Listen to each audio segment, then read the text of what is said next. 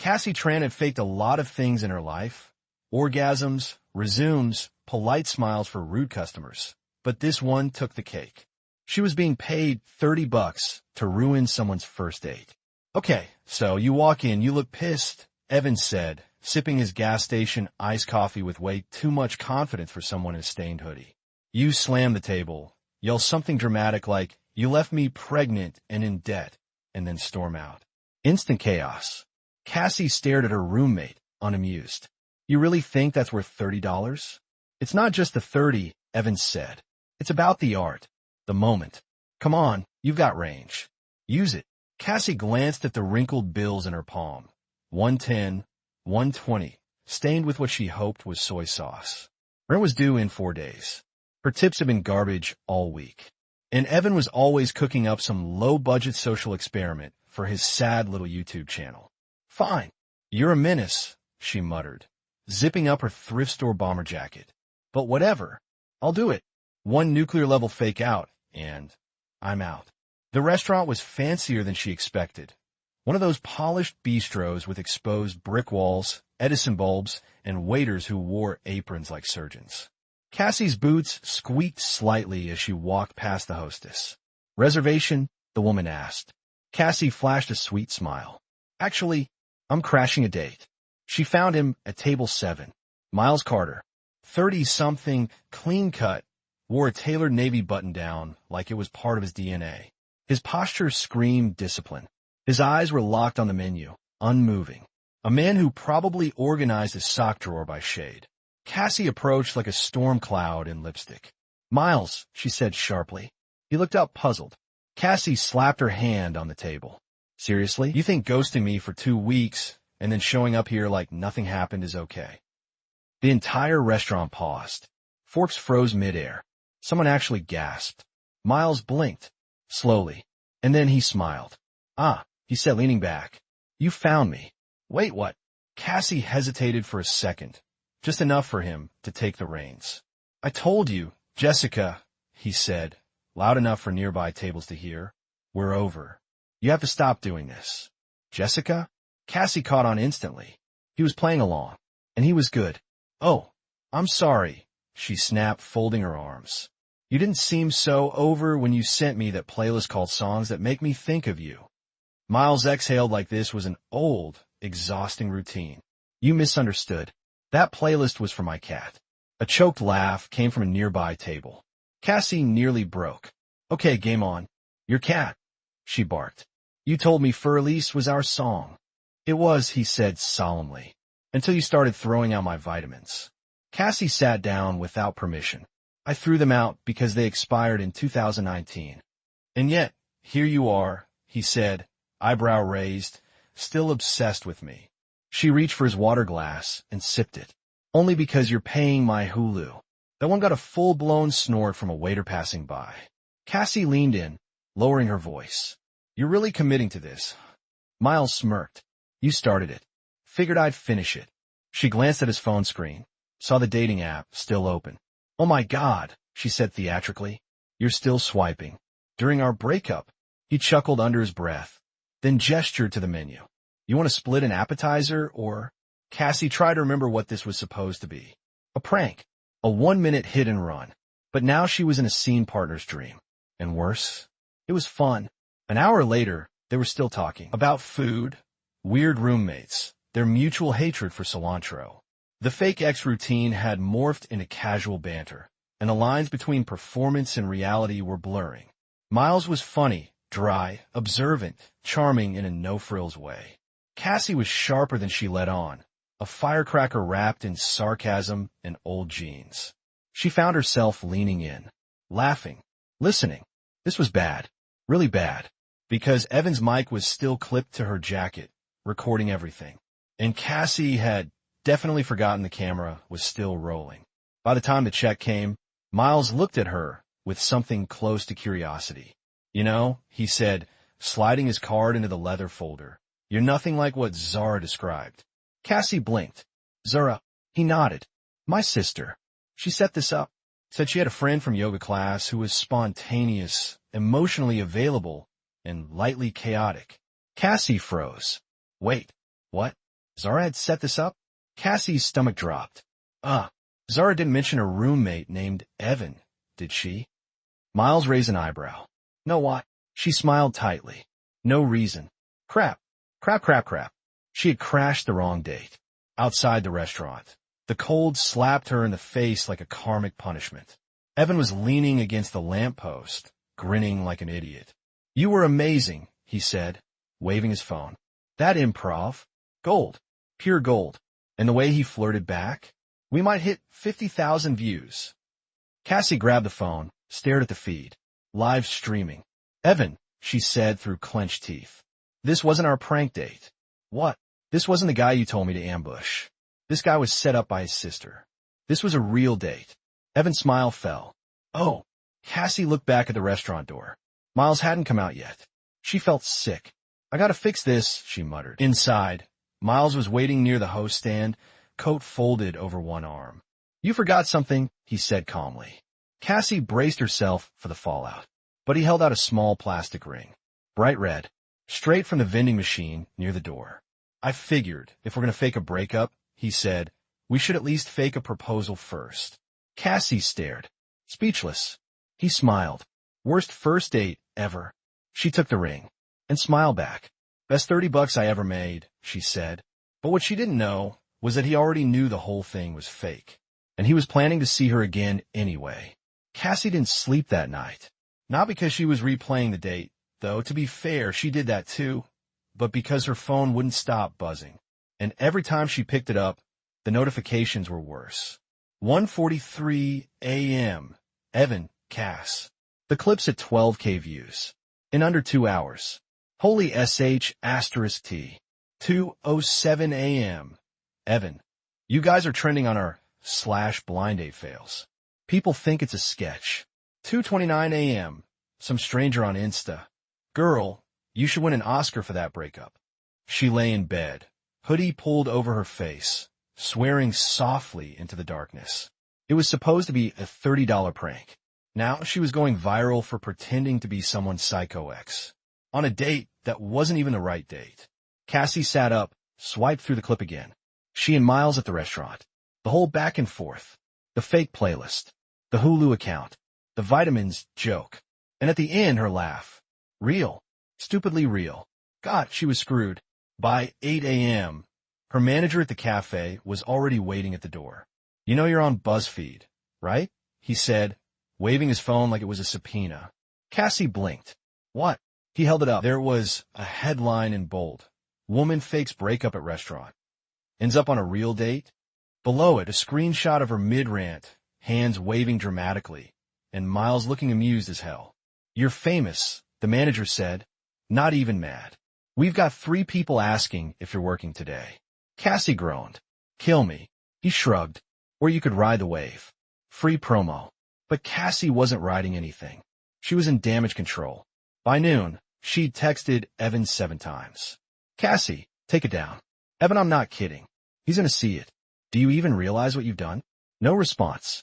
Evan, apparently, was basking in the glow of internet fame and had left his ethics offline. So she did the only thing she could do. She went to find Miles. Hale and company sat like a monolith in the middle of downtown.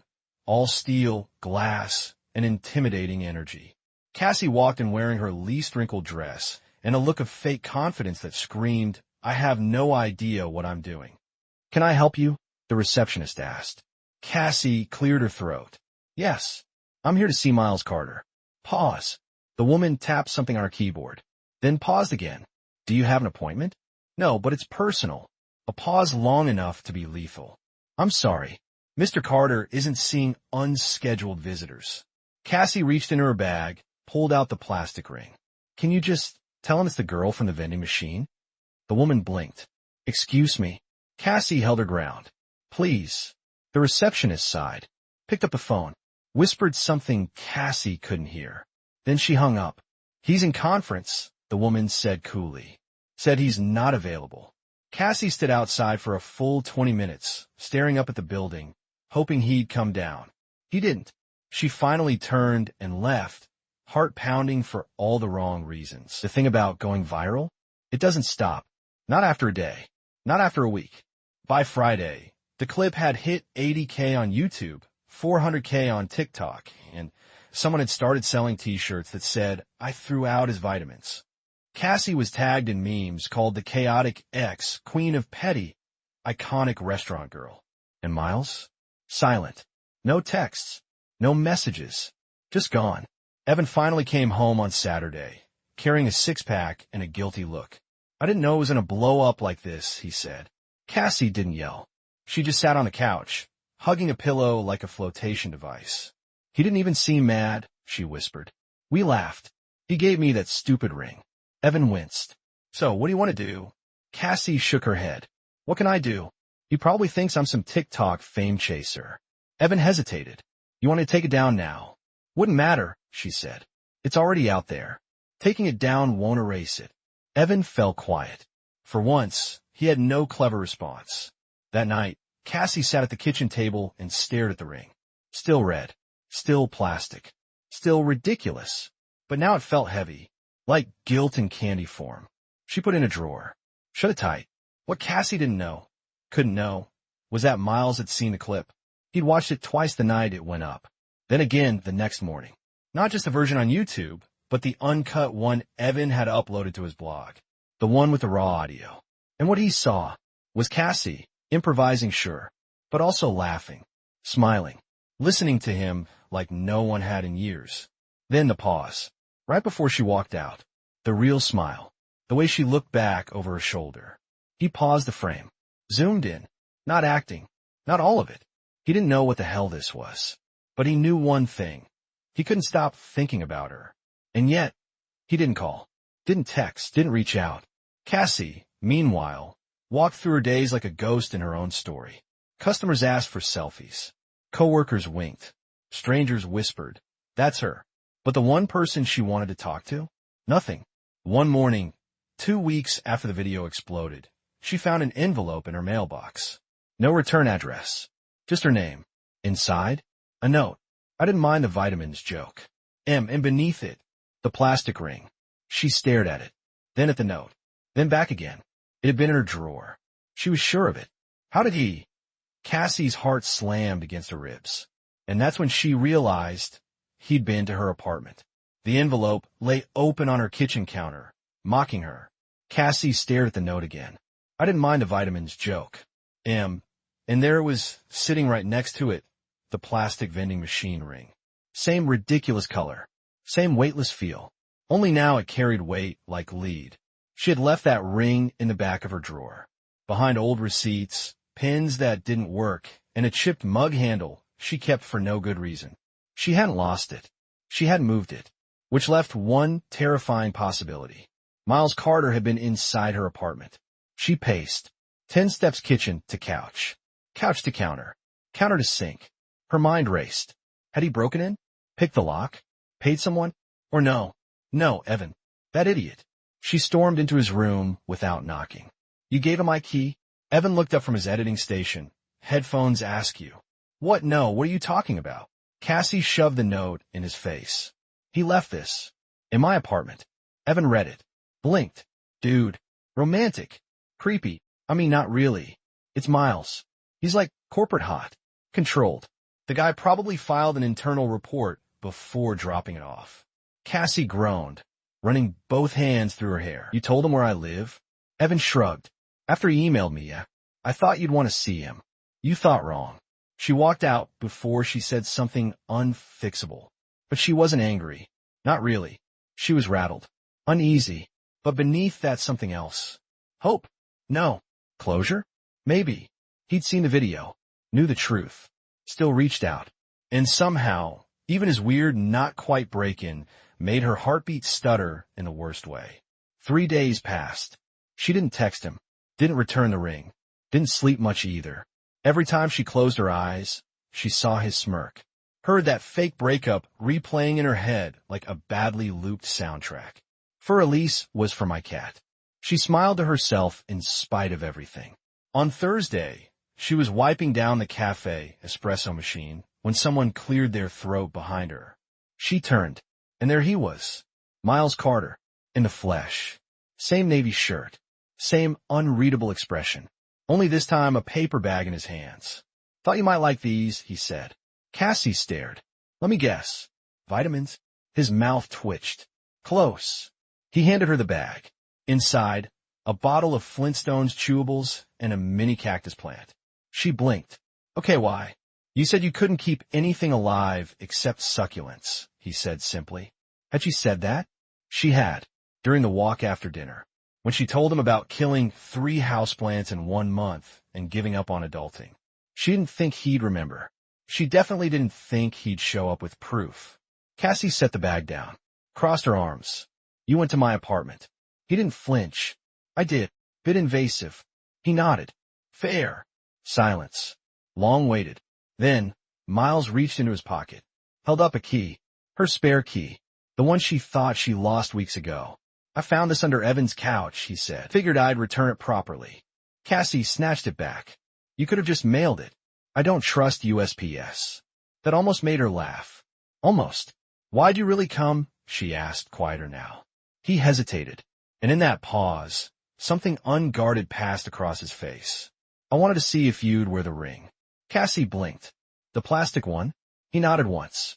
And you didn't. She looked away. I didn't think it meant anything. It did. Their eyes locked. Everything between them, the prank, the video, the fallout, collapsed into the space between 2 breaths. I should get back to work, she said, voice barely audible. He stepped back. Of course. He turned, walked to the door. Stopped. Friday, he said, not looking back. 7 p.m. There's a food truck fair on 8th. I'll be there. Cassie said nothing. He nodded once. Left. That night, she opened her drawer again. The ring was still there. Still red. Still cheap. She slipped it on her finger. It didn't fit quite right, but it didn't feel wrong either. She had no idea if she'd show up Friday night. But she knew this. The story wasn't over. Cassie wasn't going to go. Absolutely, 100%, not going. She had told Evan 3 times, had stared at her phone and muttered, nope, like a mantra. She even put on sweatpants as a defense mechanism. But at 6:42 p.m., she was putting on eyeliner. At 6:55, she was out the door.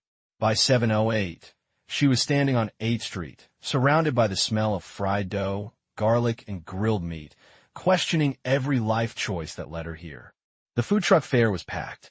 Strings of lights zigzagged across the lot like a dollar store constellation. Music blasted from a nearby speaker, something upbeat with a trumpet. Kids laughed. A guy on stilts waved at someone dressed as a taco. Cassie stood near the Chuo cart, pretending to scroll her phone, heart pounding. She was about to bolt when she saw him. Miles, hands in his pockets, sleeves rolled to the elbows, brows knit like he was analyzing quarterly projections instead of choosing tacos. He looked up, spotted her, and smiled, just a little, but reached his eyes. Cassie's throat tightened. No vending machines here, he said as she walked up. Shame, she replied. I was hoping for a matching bracelet. He chuckled. We'll settle for empanadas. They walked, side by side, an easy silence between them. Cassie pointed out a taco, stand shaped like a giant avocado. Miles shared a theory about how food trucks were low-risk, high-reward startups. She teased him for turning everything into a spreadsheet. They ordered too much. Shared everything. No interviews. No cameras. No labels. Just 2 people, eating with their hands. Laughing too loud. Sitting on the curb like teenagers. It was terrifying. It was perfect. At some point, they wandered into a quieter patch of street, away from the buzz. Cassie leaned against a lamppost, licking salt from her fingers. Miles leaned beside her. You ever think, she said slowly, about how weird all this is? The food. No. Us. The fake date. The video. The cactus. The ring. He smiled. It's not exactly a rom-com blueprint.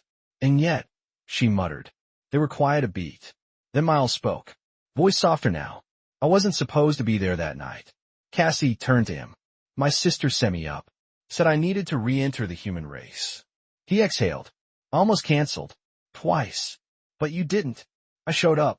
Ordered wine I didn't want. Was about to fake a work emergency when you appeared. Screaming about Hulu. Cassie laughed under her breath. Never had anyone fight for a breakup with that much passion, he added. She tilted her head. So, you knew I wasn't the real date? I had a strong suspicion. Why'd you play along? Miles hesitated. Then, because it was the first time in years someone looked at me like I wasn't fragile. Cassie's smile faded. He didn't look at her. My wife passed 3 years ago, he said. Cancer. Fast. Relentless. Cassie froze. He kept going. After that, people stopped treating me like a person. I became a case. A warning. A ghost. He looked down at his hands. And then you walked in, accusing me of stealing your Hulu. She said nothing. What could she say? I know it was fake, he said, but it felt real. At least the part where you laughed. Cassie looked away. Because it was real. At least, parts of it. They started walking again. Slowly. Lights flickering above them. A violinist playing a sad tune nearby. Cassie reached into her pocket. Pulled out the ring. You know I put this on yesterday, she said. He looked surprised. She twirled it between her fingers. It doesn't fit right. But I kinda like that. Miles gently took it from her. Slid it onto her pinky. There was something unbearably tender about that. Not romantic. Not yet. But intimate. Honest. He didn't say anything poetic. Didn't make a move. Just stood there beside her. Solid. Present. And it felt like the safest thing she'd known in years.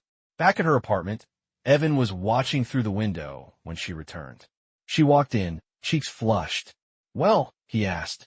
She tossed him the leftover churros. He caught them. You two kissed. No, touched hands.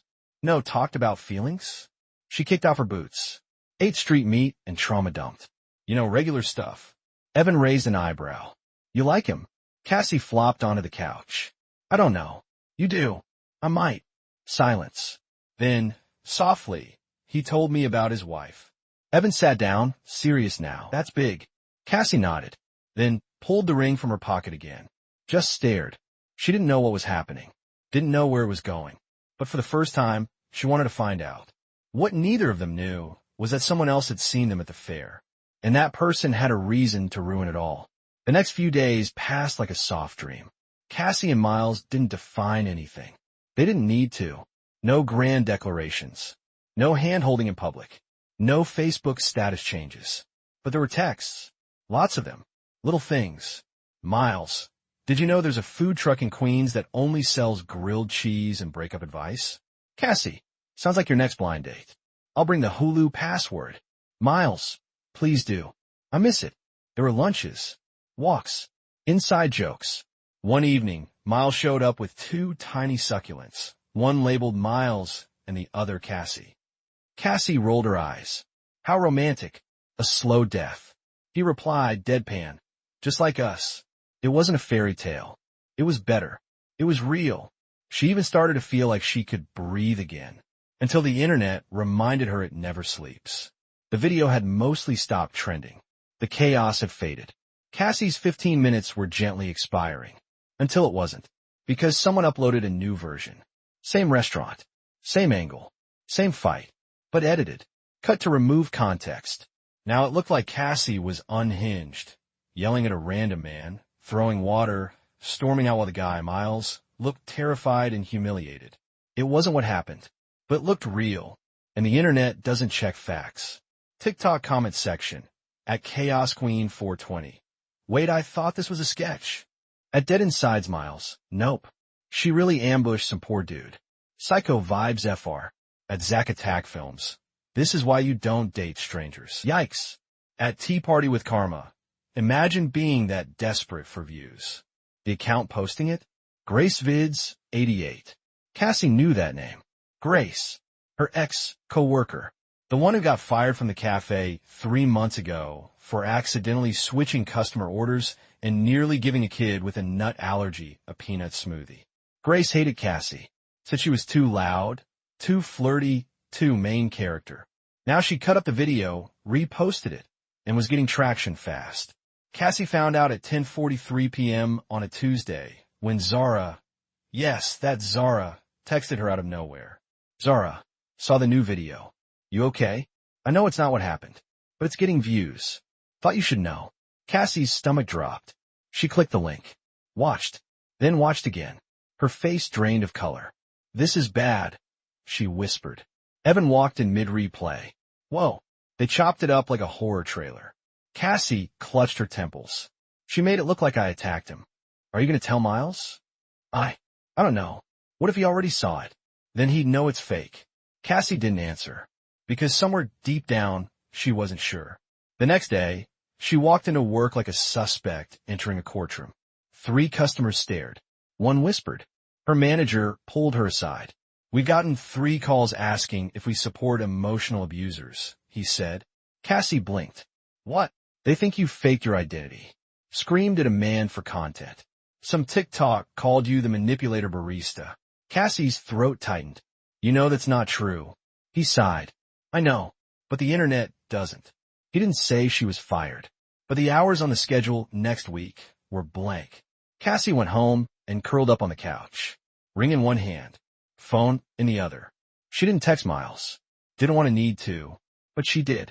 Meanwhile, across town, Miles sat in his office, phone in hand. He'd seen the edit.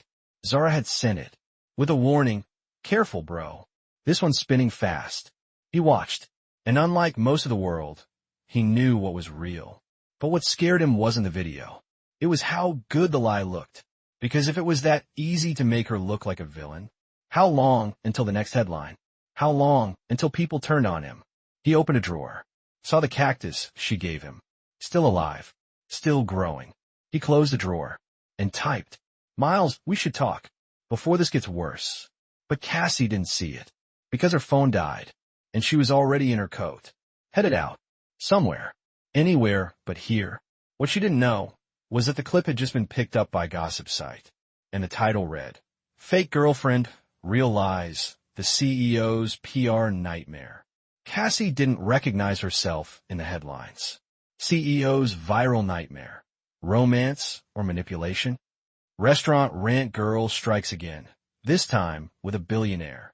Ex-waitress turned TikTok terror. How far will she go? Her face was everywhere, frozen mid-sentence, eyes wide, mouth twisted in a half-second frame that made her look feral. They didn't know her name, but they knew her, or thought they did. It had been 36 hours since Grace's edited clip went viral again.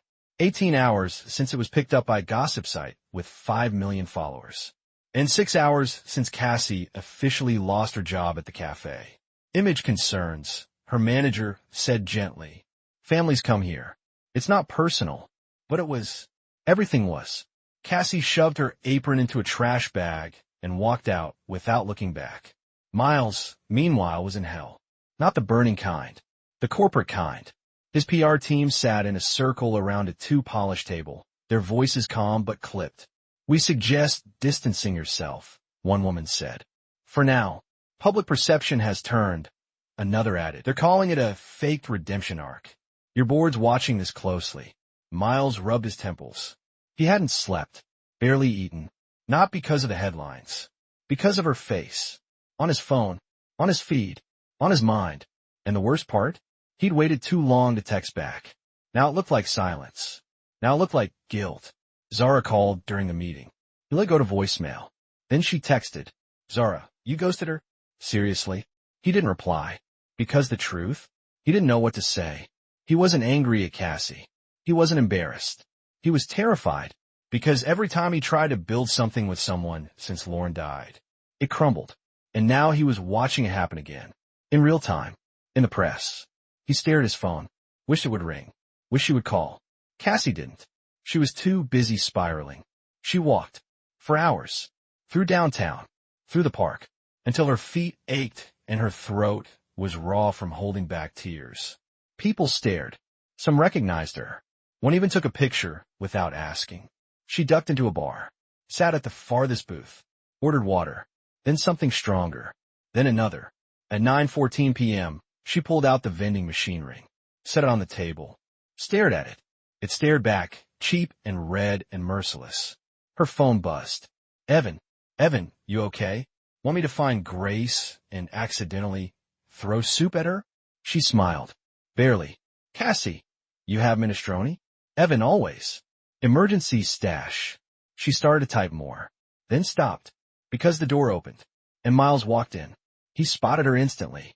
Walked over slow. Careful. Like she might run. She didn't. She was too tired. He slid into the booth across from her. They didn't speak for a full 30 seconds. Then, I saw the new edit, he said. I figured. They twisted everything. Yeah. I didn't say anything to the press. Cassie's eyes flickered. Didn't defend me either. That landed like a punch. He didn't flinch, but he didn't deny it. I froze, he said. I'm sorry. She nodded. Looked at her glass. At the ring. Back at him. I got fired. I know. Of course he did. He probably knew before she did. PR team wants me to stay quiet, he added. Until it blows over. Cassie laughed. It wasn't funny. Right, she said. Wouldn't want to tarnish the Carter brand. That's not. She cut him off. Why are you here? He swallowed hard. Because I don't want this to end like this. She leaned back. Exhausted. You think showing up now fixes it? No. But it's a start. She stared. Long and hard. Then pushed the ring across the table. You gave me that as a joke, she said. It meant nothing. Just like this. Miles paled. I should go, he whispered. She didn't stop him. Didn't look back. 10 minutes later, she left too. Alone. Again. What neither of them knew was that the worst headline hadn't dropped yet. But it would. In 6 hours. And it would change everything. The headline dropped at 7:08 a.m. Cassie was still in bed, curled under her worn comforter, the light leaking through her window like a slow apology. Evan burst into the room. I didn't know what to say, he said breathlessly, holding out his phone. But you should see this before someone sends it to you, with a crying emoji. Cassie blinked, squinted at the screen. The title hit her like a punch. The setup. How a billionaire CEO's sister paid a stranger to crash his date, and got more than she bargained for. Below it, a still frame of Cassie mid-laugh. And next to her, Zara, grinning, holding a yoga mat. Cassie sat up, blood draining from her face. What the hell is this? Evan looked sheepish. It's Zara's blog. Apparently she wrote a transparency post. It's going viral. Cassie snatched the phone, read, and read again. I wanted to help my brother. I thought if someone unpredictable showed up, he'd crack out of his grief cocoon. I told a friend I'd pay them $30 to pull a breakup stunt. That friend passed the job to someone else. And that someone was Cassie. I didn't expect her to stay. I didn't expect him to laugh. Or ask her to dinner. Or call me afterward and say, she was different. This wasn't manipulation. It was a mess. A beautifully human, accidental mess. Cassie dropped the phone. She started this, her voice cracked. Evan sat down gently. I thought you knew. I didn't even know Zara. I thought the setup was yours. The whole time, I blamed you. Evan winced. Technically, it was me who gave you the job. But I didn't know she was the source. I didn't connect the dots. Cassie stared at the ceiling. Her lungs were tight. Her hands cold. All this time, she thought she crashed into Miles's life by accident.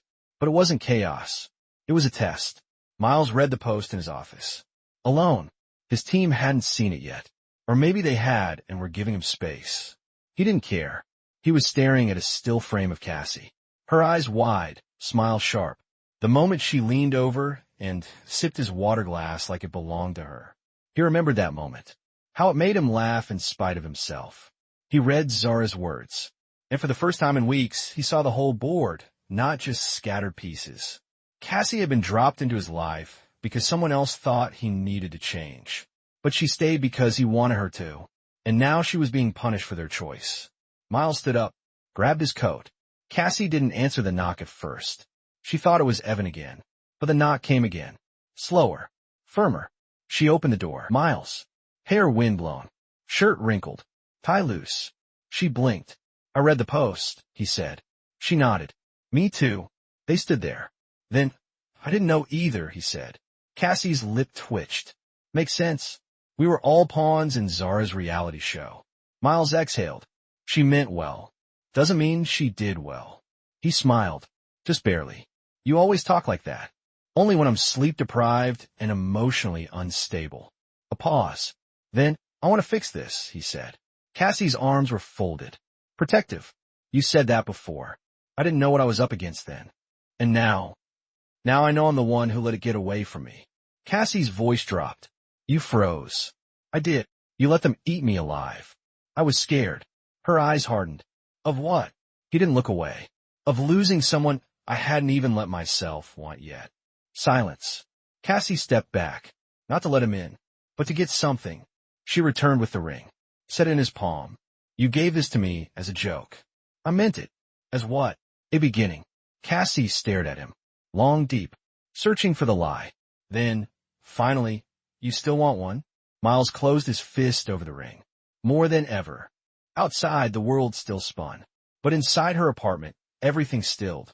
The moment stretched, quiet, suspended, like the breath before a first kiss or the crack before thunder. Cassie didn't kiss him. Not yet. But she didn't close the door either. Because something had shifted. Not erased, but realigned. Cassie didn't see it right away. She was too busy sitting on the fire escape outside her apartment, sipping tea that had gone cold an hour ago, knees pulled to her chest, phone on silent. Inside, Miles had fallen asleep on her couch, still in yesterday's dress shirt, tied draped over a pillow like it needed rest too. For the first time in weeks, the air around her was still. No alerts, no judgment, no chouse, until Evan screamed. From inside, Cassie. She jumped so hard she spilled the tea. What? Evan was already climbing over the windowsill, phone in hand, face pale. You need to see this. The video had over 200K views in less than 2 hours. Grace, sitting in a cluttered bedroom, hair in a perfectly messy bun, blinking with practiced concern. I didn't want to do this, she said. But I feel like people deserve the truth. She swiped to a screen recording. A DM thread. Between her and someone named @Zara Moves. The messages were vague, but damning. Zara, just find someone loud. She'll do the rest. He won't know what hit him. Make sure she's got some sob story. That always works. Grace paused the screen. This is the sister. Miles Carter's own sister. Planning the whole thing like a reality show. She leaned in. And the girl? Cassie Tran? She knew. She played along. I have more receipts, but I'm not trying to destroy someone. Just want honesty. Then she ended the video by wiping a single tear that didn't exist. Cassie stared at the screen. Those aren't real, she said. Evan scrolled through the comments. At CO Terse Nothing. Of course it was fake. Look at the way she smiled, so scripted. At Graceful Revenge. Finally someone said it. I knew that barista was acting. At Brunch's Life. This is why you don't trust people who drink tea at bars. Evan shook his head. This is insane. She edited that thread. Anyone can spoof DMs. There's like 5 apps for it. But people won't care, Cassie whispered. And that was the real truth. Miles woke up an hour later. Cassie didn't say anything at first. Just watched him stretch, yawn, and look at her with that sleepy softness that made her heart ache. But the softness cracked when she showed him the video. He watched, jaw tight, brows drawn. Then, I'll sue her. Cassie laughed dry. For what? Slander? Good luck proving it. I'll get my team. No, Miles. She stood up. Paste. This isn't just your scandal anymore. It's mine. My name. My face. My job. I know that. Do you? He stood too. I'm trying, Cassie. I don't want you to try. I want this to not exist. He fell silent. Because he couldn't promise that. By Monday morning, Cassie Tran was trending again. Not for anything she did, but for what people believe she did. The new term floating around. CEO catfish. Miles's investors started calling. Zara tried to fight back on her blog, but it was too little, too late. The screenshots had taken root. And public opinion was a wildfire. Cassie stopped checking her phone. Stopped posting. Stopped replying to Evan. She took down her Instagram. Deactivated her TikTok. Turned off DMs. Even changed her name on Venmo. Just to breathe. Just to disappear. On Thursday, Evan knocked on her door. No answer. Cass, he called. Nothing. He opened it slowly. Empty. No sign of struggle. No drama. Just gone. The vending machine ring was on the kitchen counter. Next to a sticky note. Don't come looking. I'm not gone. Just not online. See, Miles didn't get a note. But he saw the silence. Felt it. And knew exactly what it meant. What neither of them knew was that the next person to knock would be a lawyer. And he wasn't coming for Cassie. He was coming for Miles. The knock came at 10:03 a.m. Not frantic. Not tentative. Just deliberate. Miles looked up from his desk. The same one he hadn't left in nearly 14 hours. And sighed. Come in. But it wasn't Zara. or Evan, or anyone he knew. It was a man in a tailored gray suit, holding a slim black folder. "Mr. Carter," the man said. "I'm Alan Reed, legal counsel for Vela Media Group. May I sit?" Miles nodded slowly. 10 minutes later, he felt like the floor had dropped beneath him. "We're not filing formal charges at this time," Reed said, voice even. "But Velen is prepared to sue for breach of image license and reputational damage if the narrative surrounding you and Ms. Tran continues to reflect poorly on our brand partnership." Miles blinked. "You're threatening me over a woman?" Reed didn't flinch. "We're protecting our investment. Your investment is me." "Correct. But only as long as you're clean. Predictable. Aspirational. You're not supposed to be tabloid drama." Miles leaned back, jaw tightening. "You've got 72 hours to release a statement," Reed continued. "We've prepared one for your review." He slid the folder across the desk. Miles didn't touch it. Zara showed up 20 minutes after Reed left. She didn't knock, just barged in, holding an iced coffee and a look that said, "I told you so, but I'm too tired to gloat." "I heard." Miles nodded. "You gonna sign it?" He looked at the folder, then at her. "I don't know." Zara flopped into the guest chair. "You love her." Miles didn't respond. "That's a yes." Still nothing. "You're being a coward," she added. "That's accurate." Zara sipped her coffee. Silence. Then she muttered, "You should have called her before it got this bad." Miles exhaled. "I don't know where she is." Zara raised an eyebrow. "I do." Cassie was 3 hours outside the city, staying in a borrowed guest house behind a farm run by Evan's cousin, a quiet, introverted woman named Naomi who baked bread like therapy and didn't own a single screen. No Wi-Fi, no phone service, no news, just bees, sourdough, and lemon trees. Cassie had been there for 5 days. She hadn't checked her phone once. And for the first time since everything exploded, she didn't flinch at her own reflection. She watered plants. She journaled. She read novels with missing pages and painted rocks for no reason. One morning, Naomi handed her a small pot. Inside it, a baby lemon tree. "This one's a fighter," Naomi said. "Almost died last winter, but it bounced back." Cassie stared at it. The soil was uneven. One leaf was curled, but the stem stood tall. She carried it to the back porch and sat for hours, just breathing. On the 6th day, the mail came. A single envelope. No return address. Just her name, written in familiar handwriting. Inside, a letter, and something wrapped in tissue paper. She opened the letter first. "Cassie, I know I don't deserve your time, but I'm writing anyway. Not as a CEO, not as the guy who froze, or the man who let you stand alone in the fire. Just as me. I didn't fight for you when I should have. I let noise win over truth. That's on me. But I'm done being quiet. I'm releasing a statement tomorrow. Not the one they want. Mine. And I'm naming you. Not to defend myself, but to defend you. If this cost me everything, so be it. You were never scandal.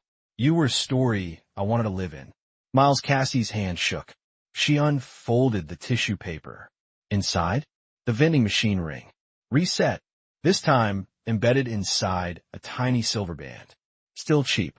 Still red. But set like it mattered. Like it meant something. Naomi found her crying on the back porch, clutching the letter like it held oxygen. "You okay?" Naomi asked gently. Cassie nodded, tearful smile blooming. "Yeah," she whispered. "I think I finally am." But across the city, someone else wasn't. Grace had just been served a cease and desist, and she wasn't going quietly. The video dropped at midnight. No warning. Just a blurry thumbnail and a title that oozed poison. The Barista's Game. Real texts. Real lies. Real setup. Cassie didn't see it until morning. Naomi had driven into town to grab supplies and came back pale. "There's a new one," she said quietly, handing Cassie her phone. "It's worse than the last." Cassie didn't want to look, but she did. Of course she did. Grace's voice was clear over the footage. "People think I'm bitter, but I'm not. I'm brave. Brave enough to show the receipts everyone's ignoring." Then, the bombshell. A screen recording of what appeared to be text messages between Cassie and Zara. Cassie's name. Her icon. Her tone. Fabricated but scarily accurate. "Cassie, don't worry, I'll go full meltdown. He'll either break or fall in love. Either way, views. Cassie, he's not that smart. Just rich and sad. I can work with that. Cassie's heart dropped. Her name was trending again, but this time under hashtag CassieCon. Across the city, Miles woke to the storm. His phone had 87 unread messages, 3 missed calls from Zara, and 1 from his board chair. He didn't answer any. Instead, he opened Twitter. Read every lie, every insult, every thread dissecting her laugh, her posture, her existence.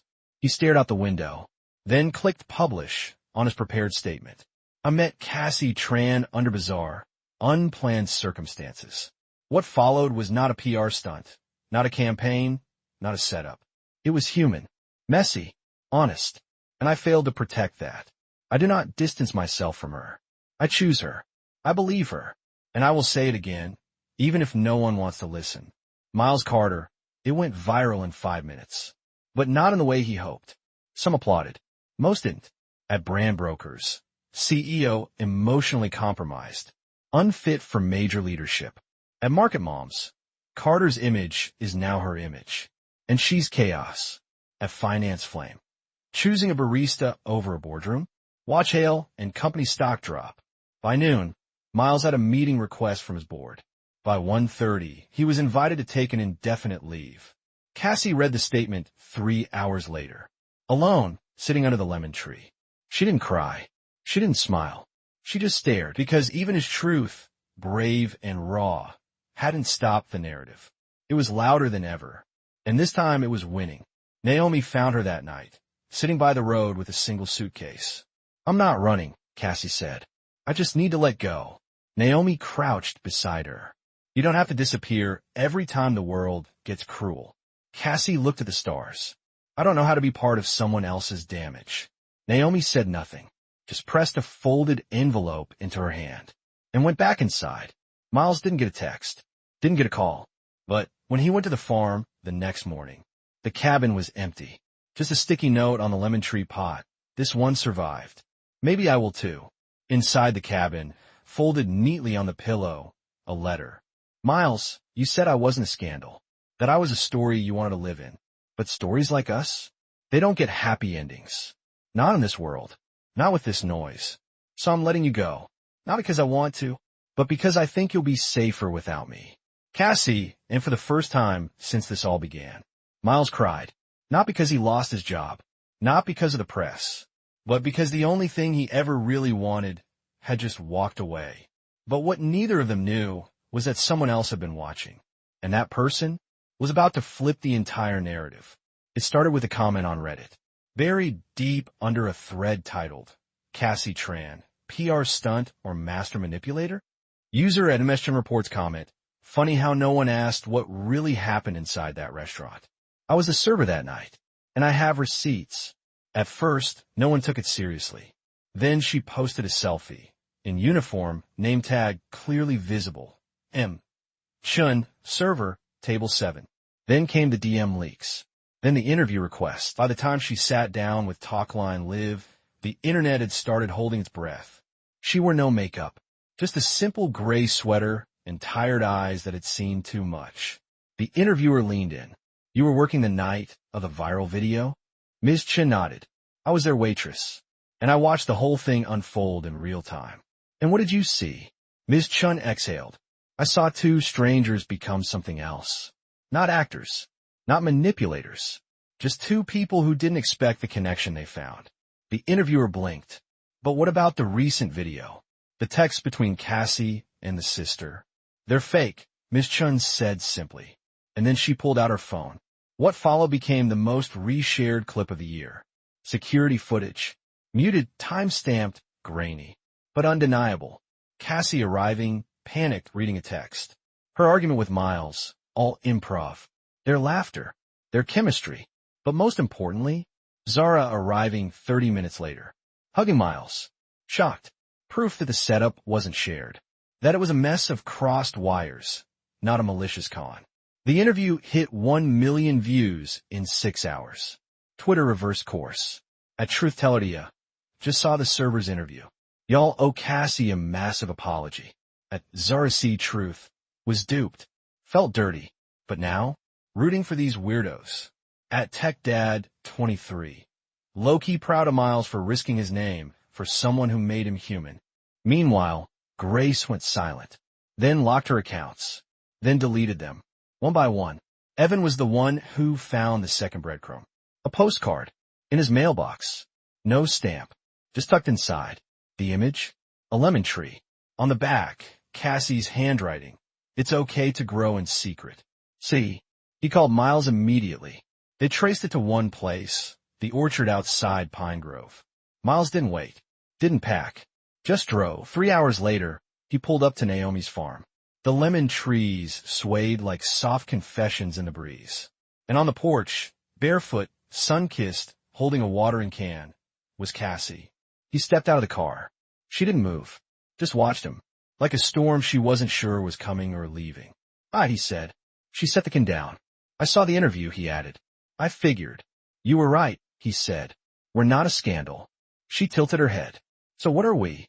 Miles reached into his pocket, held up the silver band, still set with the red plastic ring. "I think we're a mess." Cassie smiled, but the kind worth keeping. And for the first time in weeks, she stepped toward him. No cameras, no scripts, just a lemon tree behind them, and a future in front. But this wasn't the ending. Not yet. One more moment still waited to happen. They didn't rush it. There were no grand speeches, no airport chases, no kiss in the rain moments. Just morning coffee, fresh bread, and soil under their nails from planting lemon trees side by side. Cassie stayed. At first, just for a week. Then 2. Naomi didn't say a word. Just left 2 mugs on the table every morning instead of 1. Miles moved into the guest room. And for once, he slept. Really slept. No night emails. No curated interviews. Just deep, dreamless quiet. They built a rhythm. Cassie taught him how to mix sourdough starter. He taught her how to budget a garden. They argued over basil versus mint and who had the better pie crust. Sometimes they said too much. Other times, nothing at all. And that nothing was the most comfortable silence either of them had ever known. One afternoon, Cassie found a notebook, black, leather-bound, tucked in his bag. She flipped it open. Inside, sketches of rings, but not engagement rings. Designs for a custom piece. At the center, a plastic red circle. Miles found her reading. He didn't snatch it back. Didn't panic. Just said, "Too on the nose?" Cassie smiled, fingers tracing the design. "No," she whispered. "It's perfect." They didn't talk about the city. Not yet. Didn't talk about work, fame, grace, the fire they both walked through. Because out here, none of it mattered.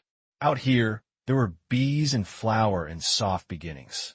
One evening, as the sky turned gold and shadows stretched long across the orchard, Miles led her to the spot they first saw each other again. Beneath the oldest lemon tree, a small table was set, 2 chairs, a candle flickering in a jar. Cassie raised an eyebrow. "You really trying to out-romance the vending machine date?" Miles smirked. "Impossible." They ate. Quiet. Comfortable. Then he stood, walked to the tree, pulled something from behind the trunk. A small wooden box. He placed it on the table. Didn't open it. Just looked at her. Cassie's heart did a slow flip. "What is this?" He smiled. Not nervous. Not performative. Just full. "I'm not asking you to marry me," he said gently. "Not tonight." She tilted her head. "Okay. I'm asking if I can keep choosing you. Every day, whether the world's watching or not." He pushed the box toward her. She opened it. Inside, the ring, set in silver, still holding that ridiculous red plastic center. But beneath it, an inscription, not a scandal. A story. Cassie's breath caught. She reached across the table, laced their fingers. "You already have," she whispered. They didn't kiss. Not then, but the way she squeezed his hand, that was louder than any yes. Later that night, as Miles cleaned up the dishes, he reached into his pocket, pulled out his phone, typed a message. 2. Zara subject. Let's do one last thing. What Cassie didn't know was that tomorrow she'd wake up to something that would change everything again. Cassie woke to birdsong and the smell of fresh bread. Naomi, it turned out, had a sixth sense for perfect crusts and emotional timing. On the kitchen table sat a note in Miles's handwriting. "Meet me by the tree at sundown. Bring nothing. Just you. Cassie raised an eyebrow. Outside, the orchard shimmered in early morning gold. She exhaled. No expectations, she told herself. Just Miles being Miles. But by afternoon, the signs were everywhere. Naomi humming as she rearranged flowers. Evan showing up out of nowhere with a camera bag and no explanation. Zara texting her for the first time in weeks. Zara, with a blue dress. You know the one. Don't argue. Cassie stared at the screen, then laughed. The last time they all plotted something, it ended in viral chaos. She hoped this time would end in something quieter. The sun dipped lower. Cassie put on the dress. No makeup, just lip balm and lemon-scented hand cream. She stepped barefoot into the orchard, followed a trail of white string lights, strung between trees like fireflies caught mid-dance. The path led to a clearing she hadn't seen before. And there, waiting under the same tree they'd met beneath again, was Miles. In a white shirt, rolled sleeves, no tie, just him, holding a ring box, but not on one knee, not yet. Around them stood the people who mattered. Naomi, Zara, Evan, already crying and trying to hide it behind his phone. Even Ms. Chun, the waitress who saved them both. They didn't speak, just watched. Witnesses. Cassie stepped forward. Miles smiled. You once said this ring didn't fit right, he began, voice shaking just a little. But I think we both didn't back then. He opened the box. Inside, the ring. Red plastic, but framed in white gold now, wrapped in tiny diamonds that barely caught the light. Quiet, subtle, honest. Still weird. Still hers. Cassie blinked hard. Miles took a breath. I don't need a perfect life. Or a clean one. I just need this. You, me, lemon trees, bad Wi-Fi, and the weirdest damn meet-cute the internet's ever seen. He stepped closer. And if you'll have me, today, next year, or never officially, I want to spend the rest of my days choosing you. He didn't kneel. Didn't need to. He just looked at her. No fear. No filters. Just love. Cassie didn't say yes. She stepped forward, took the ring, and slid it on. Perfect fit. Finally. Then she kissed him. Full. Certain. Laughing into it like it was the punchline of a story only they understood. The orchard erupted in cheers. Zara sobbed into Evan's shirt. Miss Chin raised a lemonade in silent salute. And Naomi just smiled, like she'd seen this ending coming all along. As the sun set, Cassie leaned into Miles and whispered, Still think you're not good at first dates? He chuckled. I peeked too soon. She smiled. No, she said. You just finally caught up. But their story wasn't done. There were still things to let go. Things to forgive. But now, they'd face it together. They never planned a wedding. Not a formal one, at least. No venue. No guest list. No cake tastings or matching monogram napkins. But one warm evening in early spring, under the oldest lemon tree on Naomi's land, they made promises no less sacred. Just the two of them. And a breeze that carried the scent of new fruit and fresh soil. Cassie wore a sundress with dirt on the hem. Miles wore the same shirt from the night he met her, minus the anxiety. They stood in the garden they built together. Tomatoes sprouting like small rebellions. Basil overgrowing in every direction. Cassie reached in her pocket, pulled out a folded piece of notebook paper.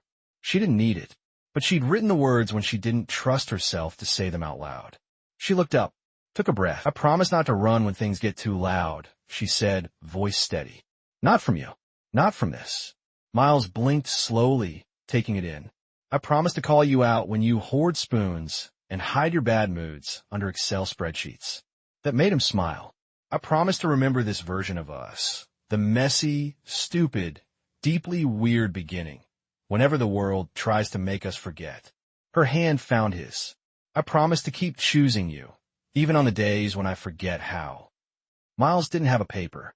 He just looked at her, and the way he looked was a vow, but he spoke anyway. I promise to be your quiet when everything else is too loud. Cassie's throat tightened. I promise to fight for you louder than I fought for my image. Her hand squeezed his. I promise to love you without needing you to be shiny, or calm, or anything other than exactly who you are. A pause. Then, gently, and I promise that whatever comes next we'll face it together. They didn't exchange rings. Not again, because she was already wearing it. The silver band. The red plastic core. Still ridiculous. Still perfect. Afterward, they sat beneath the lemon tree and ate warm bread with rosemary and olive oil. Naomi brought wine in chipped mugs. Evan played music from a Bluetooth speaker he swore didn't work anymore. Zara toasted them with a shot of tequila and a quote from a meme she barely remembered. It was not a wedding, but it was theirs, and it was enough. Later that night, Miles and Cassie stood outside the cabin. The stars were bright. No city haze to dull them. She leaned into him, forehead resting against his shoulder. Do you think we'll ever be normal again? He kissed the top of her head. I don't want to be. She smiled, then looked at the lemon tree, the first one they planted. Its leaves shimmered under the moonlight. She whispered, it's still growing. So are we, he replied. But they didn't know. Tomorrow, one last ghost from the past would come knocking. Not to haunt, but to heal. It was a quiet morning, the kind that felt borrowed. Too gentle, too golden, like the universe forgot to press play. Cassie stood barefoot in the garden, snipping basil while lemon blossoms rustled in the breeze. Behind her, the cabin hummed with soft life. Water boiling, Miles clinking mugs, the radio playing some forgotten 90s ballad. Everything felt still, until Naomi walked up the path with a single word, visitor. Cassie wiped her hands on her dress and stepped onto the porch, and froze. Grace stood at the gate. No camera, no phone, just her, hair tied back, wearing a plain hoodie and jeans that didn't scream influencer, just human. Cassie's chest tightened. They stared at each other for a full 10 seconds. Then Grace spoke. I didn't come to film. Cassie nodded, wary. So why are you here? I came to return something. Grace reached into her bag, pulled out a small notebook, the one Evan used to plan their early prank sketches. It was frayed, scuffed, held together with tape. I found this while packing, Grace said. Back when things were still fun. She held it out. Cassie didn't move. Grace continued. I read it. The original idea. The first prank. You were never supposed to be the target. Cassie folded her arms. But you made me one. I did. Grace's eyes dropped. I let envy eat me alive. The way people loved you. The way Miles looked at you like you were real. I wanted that. A pause. I lied. I edited. I hurt you. And I didn't come to ask for anything. I just needed you to know I'm sorry. Cassie didn't respond right away. She stared at the lemon tree, then at the ring on her finger, then back at the woman who'd nearly shattered her, and she said, I forgive you. Grace blinked. No tears. No theatrics. Just stunned silence. Cassie stepped closer. But I'm not giving you space in my story anymore. Grace nodded. I wouldn't ask for it. Then she turned and walked away. Miles stepped outside, saw Cassie standing alone, notebook in hand. She turned, met his eyes. I let her go. He smiled. You let her go a long time ago. She exhaled, long, deep, like something heavy had finally lifted. That evening, they packed the last box. Their time at Naomi's farm was over. But the lemon tree? They left it behind. Rooted. Thriving. Back in the city, things were different, but not worse. Cassie got her job back. Not at the cafe, but as a community outreach coordinator for a local garden program. Miles started his own company, smaller, quieter on his terms. Zara invested. Evan filmed it all, but this time with consent. One Sunday, they hosted a dinner. Close friends. Laughter. Lemon pie. And just before dessert, Cassie stood up, tapped her glass, and told their story. The whole ridiculous, beautiful, heartbreaking mess. And when she finished, she held up her hand. The ring sparkled, cheap red plastic and all. I used to think this was a joke, she said. But it turned out to be the most honest thing anyone's ever given me. She looked at Miles, smiling. Soft. Sure. And this life? This love? It's not perfect, but it's ours. And that's a story worth keeping. The room erupted in applause. But Miles didn't clap. He just looked at her, like he was still choosing her, like he always would. Outside the window, a lemon tree bloomed in a pot too small for its ambition. And under the table, their fingers found each other and stayed.